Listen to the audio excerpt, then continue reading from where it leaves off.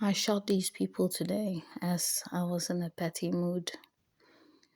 This girl and her boyfriend, or whoever he is, they sat opposite me, and then when I look away, she takes a picture of me. And when I look at her, then she pretends to be taking a selfie. And so I also start taking pictures of her and even filming her because it's like, okay, two can play that game, right? And then I believe when they take a picture of me and then she texts somebody, and immediately then another person joined them. So an Indian girl joins them and again sit opposite next to me. And but I think she was more like minding her own business. And then the couple left, and it was just the Indian girl left.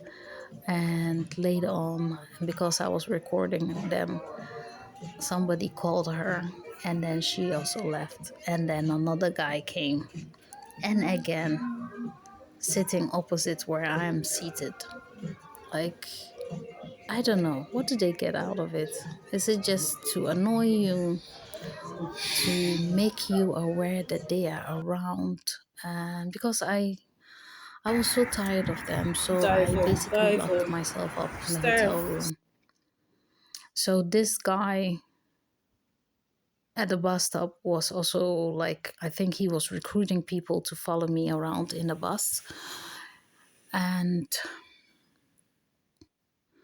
yeah, like I was saying, I was so tired. I am literally exhausted. I'm exhausted. I feel like I'm getting sick. My immune system is very bad because I've been taking buses with a lot of people, and now I think I'm getting down with something. And also because I'm like, I finished my money and the hotels are getting worse. It's like I can't stand it. It's so dirty. It's really disgusting when you have to do budget hotels. I'm just tired of it. This morning I was listening to this lady that was talking about this whole gang stalking thing and how the hierarchy of things works, you know. So you have this old money at the top, and then trickle down comes the organizations, companies, etc. And then after the companies, the government. I was listening to her, and basically everything that I've said, she was saying it, and that it's somebody who is doing it for revenge, you know, people that have power and the resources. Because of that, that's why they pick you to put on a list. So if it's not for revenge, my case, I know where it started. I know who has been doing it because I've been saying it since the beginning. You know, it's old money, a very rich, powerful family in the UK with, I think they are even related to the king and the queen, you know, to the UK royal house. So these are really powerful people. And if they feel like they want to take revenge on me to destroy my life, that's literally what they have been doing. Not if they want to destroy my life, they have destroyed my life. Because look at me, for more than a year, I've been walking around with my suitcases, going from hotel to hotel. And now that I'm out of money, I am literally standing in the street, like nowhere to go in the cold. That is my Christmas. And then these bloody Indians, I'm so sick and tired of seeing them. Like, I can't stand them because they are the ones that are mostly being recruited to harass me, especially when you come to areas where they are dominating. in that area. They follow you around everywhere you see them. So annoying.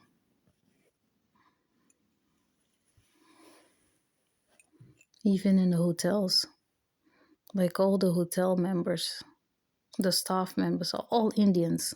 Just weird, all Indians.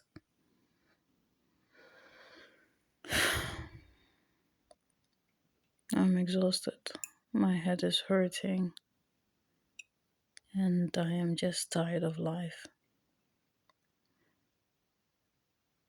But the lady was saying that their end goal mainly is soft kill.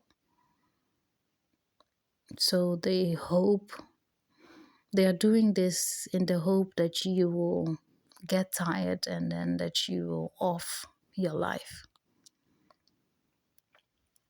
And that's the soft kill, I guess, what she's referring to. But it's incredible that there are people out there who can easily, without a blink, destroy someone's life like it's nothing.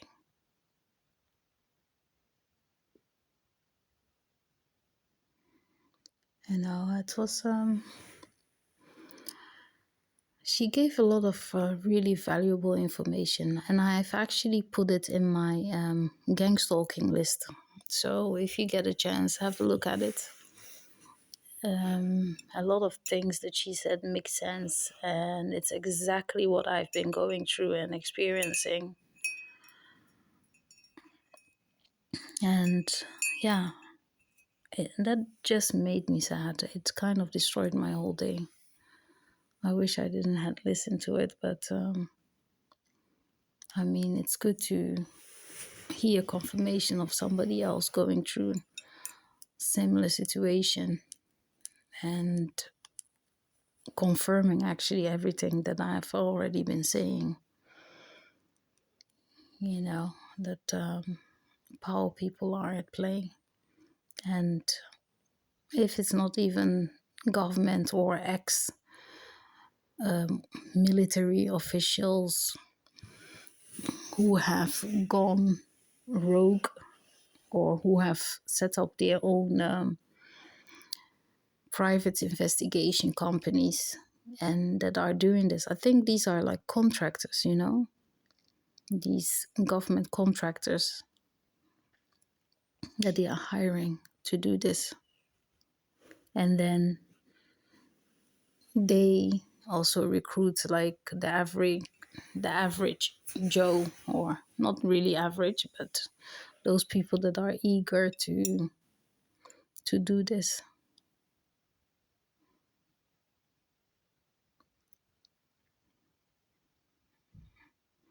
It's just sickening.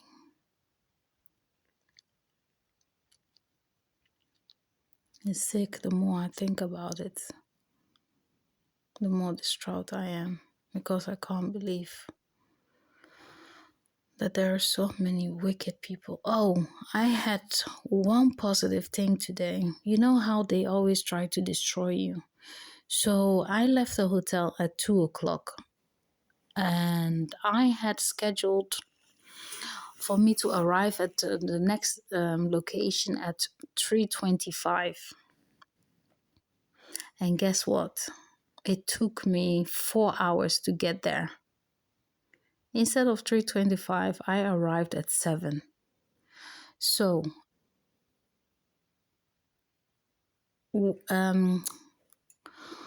my God, my brains are fried. When I left the hotel, I took a bus, and the bus was connecting to another bus. So the connecting bus that was supposed to bring me to my appointment, that bus took 1 hour before it arrived. And this bus is supposed to come every 10 minutes. But obviously, since I have to take that bus, because that's how it has been designed, the bus took 1 hour before it arrived. And when it arrived, it was full. full with people. And apparently it wasn't a London bus. So in London, we use Oyster card if you take public transportation. You can use an Oyster card, or you can tap in with your bank card. So I came into the bus and I tried to use my Oyster card, and then he told me, "Oh, this is not a London bus. So you have to tap in. That way you can pay for the fare." And I tapped in. I tried to tap in. It didn't work. There's something weird that happens once in a while with my bank card. For example, if I go to Starbucks and I try to tap in with my bank card, it doesn't work. And the same thing again with this bus today. So I was literally stranded, and the fare was like £2. So the driver, oh my God, some people are so mean, just mean, you know. I wish he was a black person, because maybe if he was a black driver, he would have said, "Oh, just go ahead," you know. But he wasn't. No, he was actually a black driver from Somalia or something. He looked like somebody from Somalia. Anyway, um, so he said, "Yeah, try another card." And I try another card. The other card doesn't have this tap thing, you know. It's like old fashioned. You have to use your pin to be able to use it, you know. So that wasn't possible there. And I was stranded, and then I had to get off the bus. After waiting 1 hour, I had to get off the bus.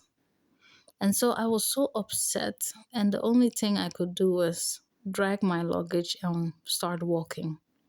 So I walked like 45 minutes to the next town, and there I searched for an ATM. I found an ATM, got money out, and tried again because it was important for me.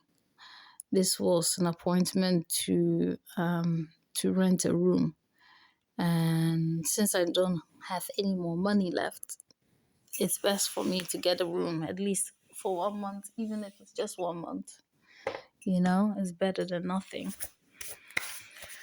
So I got cash out of the ATM machine, and then I went back and waited for the bus. And again, I had to wait more than an hour before it arrived. And the same thing happened this time.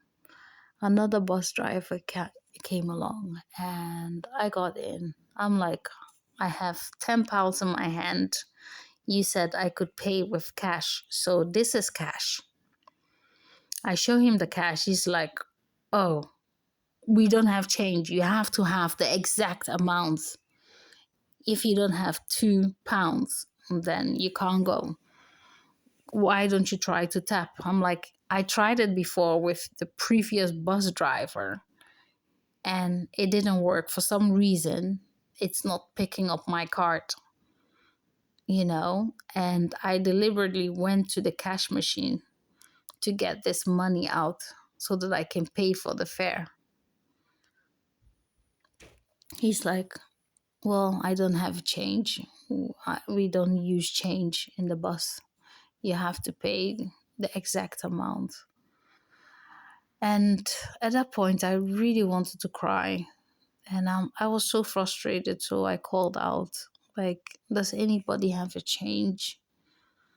You know? And there was this one white boy. I call him boy, but I think he's like maybe in his teen or early 20s. No, I think he's like a teenager. You know, I was so grateful for him. He was like, "Oh, don't worry, I will pay for it." Like a teenager. He had the maturity to not be so evil as everyone else that I meet. He was so kind. And I wanted to pay him, you know, like, "Yeah, you don't have to pay because I have money. You can just, if you have change, it's fine, He was like, no, that's fine. Just keep it. I was like, oh my God, this is the first kindness I have received in a very long time. The first time that somebody had been, I don't know, since I got to London, that somebody has actually been kind. And I was so grateful. I was like, oh my God, bless him. Bless him. That was a really kind gesture that he did. I was having such a bad day because otherwise I would have gotten off again. So eventually I got to the appointment at 7 while I started the journey at 2 o'clock. So the whole day on my feet.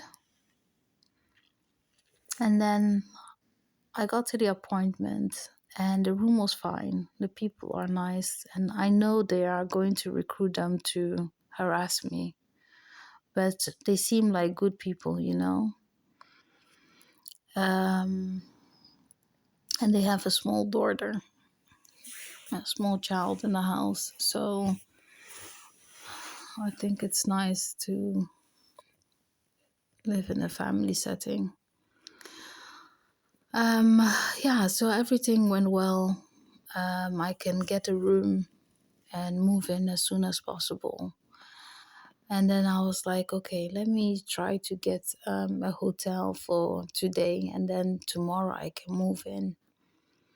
So there was this 2-star hotel that I have been using lately because it's cheaper. And yeah, I tried to book that one. All of a sudden, there are no more rooms available. I go to the hotel, ask them, and he tell them, well, we are fully booked. No more rooms. So I'm searching for hotel. It starts raining. I'm outside. I am exhausted. I haven't eaten the whole day. I still haven't eaten. And I'm trying to find another hotel.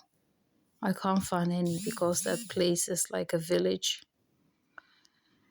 So I didn't manage. And then later on, I saw that hotel had room available. All of a sudden, room available. The moment I decided to leave, you know, all of a sudden it had an available room. I was like, fuck you guys. I'm not even interested anymore. I'm going to leave. I'm going back to London. So I went back to London and then I started like calculating, like, okay, this is how much money I have left and I have to pay the room and stuff. So I wasn't really sure if I wanted the hotel, but then again, it's like it's so cold outside. I stood there for like 2 or 3 hours outside, just not knowing what to do. And I have never been this low in my life. This low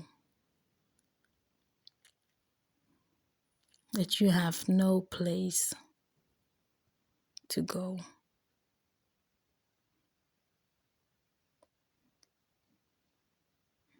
You know, I might take a shower every day and don't smell bad, but I'm no better than the average homeless person.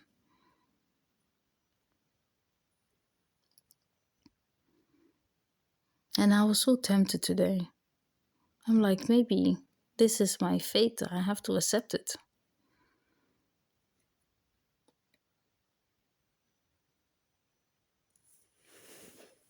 I just felt awful. That all because of the doing of some fragile ego bastard.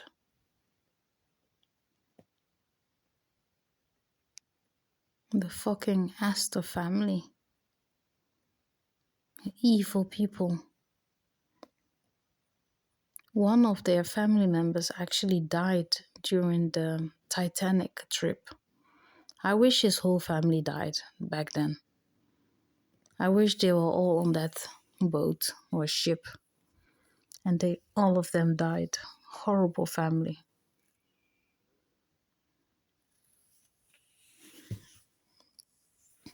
But yeah,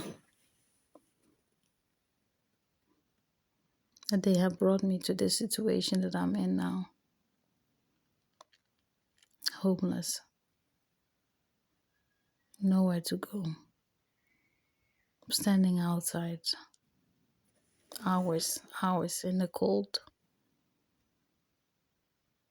No food.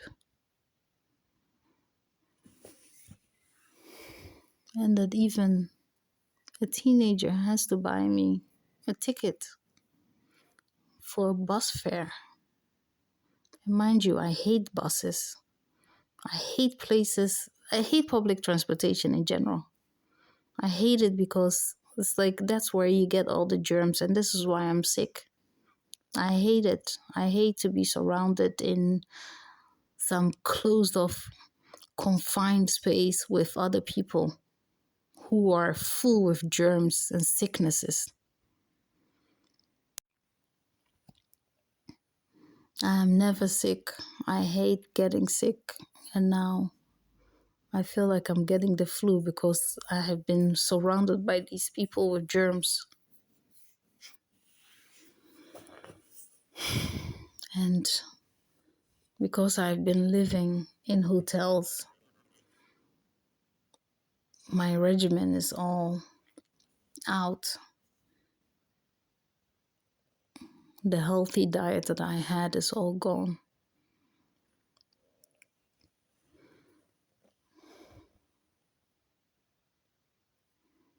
I don't know.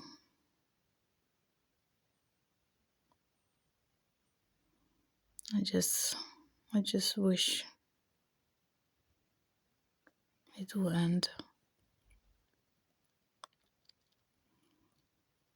Now will it end? When are they satisfied? When are wicked people ever satisfied?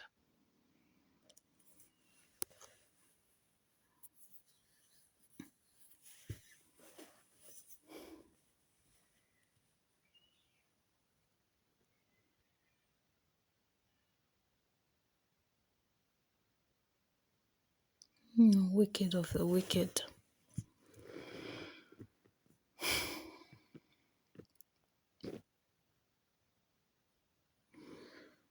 So yeah, that's the update for today.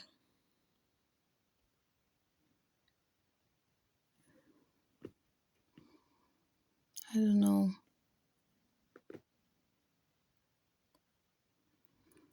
how long I will be able to cope.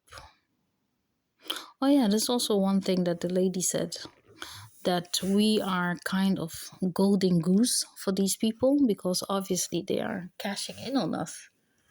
You know, either they get funding or whatever it is. Everybody is like making money off, basically making money off me. Everybody that comes in contact with me, they are all making money off me. And this evil torture program is clearly, I'm being treated like a test object because that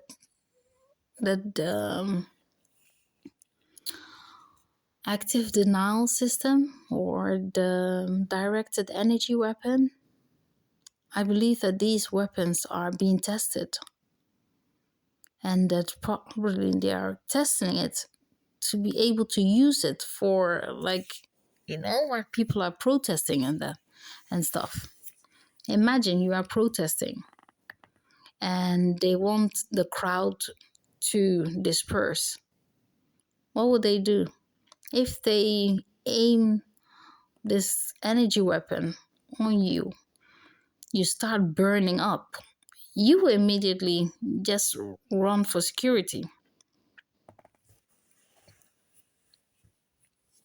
So I guess this is what they're doing. And maybe they even have taking like bets, like how long will she cope until she does something to herself, you know? All these big gamblers. Maybe there is a platform whereby this is like a game, like Saw,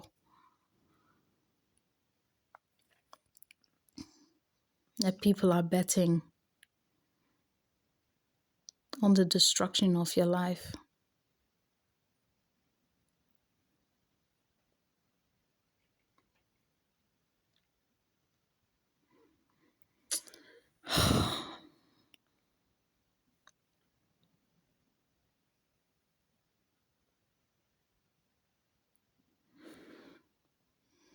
I'm sorry, this vlog is not positive.